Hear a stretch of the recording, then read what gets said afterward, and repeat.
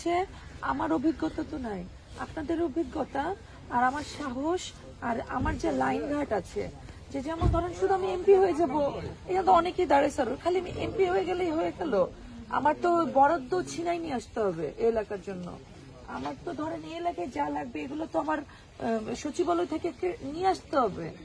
এই যে একটা লাইন ঘাট, এগুলোর জন্য যে যে সাহস, বা আমার এলাকায় কেউ আমাদের করতে চাইলে যে সাহসিকতা দরকার, আমি একটা মেয়ে মানুষ হয়ে আমি বুঝি আমার সেটা আছে।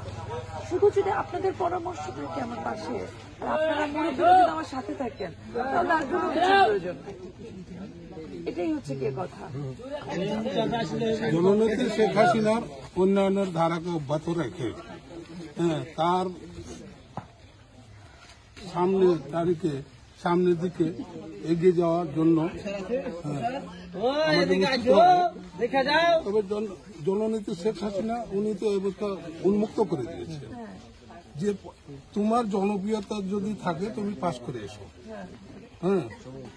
এখানে যদি আমার সুযোগ্য ভালো প্রার্থীকে যদি আমরা বেছে নিই বিবেকের বিবেচনায়, তাহলে ভুল হবে না আমার মনে হয়। এটা নৌকার আমরা মাঝির বিরুদ্ধে গিয়েছি, মাঝির বিরুদ্ধে গিয়েছি।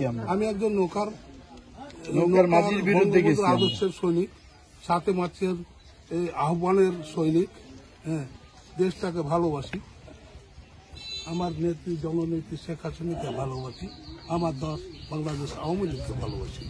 কাজে আমাদের দলে থেকে জমিদারির প্রথা বা অন্য কোনো প্রথা কায়েম হতে দেওয়া উচিত হবে না বলে আমি সবসময় এটা বলছি। এটাই আমার পছন্দ। আমি সবসময় এটাই বলছি যে এখানে জমিদারি প্রথা চলবে না। একটা এমন একটা অবস্থা করে রেখেছে, ধরেন বাকি যারা এখন নির্বাচন করছে সবাই কিন্তু, সবার সাইনবোর্ড কিন্তু আমার জন্য বাকি সবাই কিন্তু সুন্দর প্রচারণা চালাতে পারছে। পারছে না? আপনার কি একমত আমার সাথে?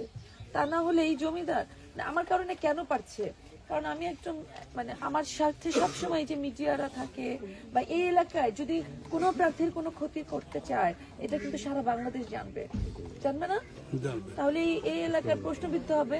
এই জন্য কিন্তু সবাই মিলে উনাকে কিন্তু চাপে রাখছে। উনি কিন্তু কারো কোনো ক্ষতি করতে পারছে না, বুঝছেন? কিন্তু এই লোক যে এই যে জমিদার সাহেব কাউকে সম্মান করে না, কাউকে তোয়াক্কা করে কথা বলে না, শিক্ষকদেরকে তুই তুকারি করে কথা বলে।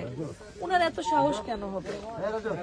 উনার বিরুদ্ধে প্রতিবাদ হয় না বলে এরকম হয়েছে। এখন এইখানে যখন ধরেন শুধু 1-2 ভোটে হারলে হবে না, তাকে মিনিমাম 50,000 ভোটের মাধ্যমে হারতে হবে, তাহলে হচ্ছে তার লজ্জা হবে, বুঝছেন? আর এই যে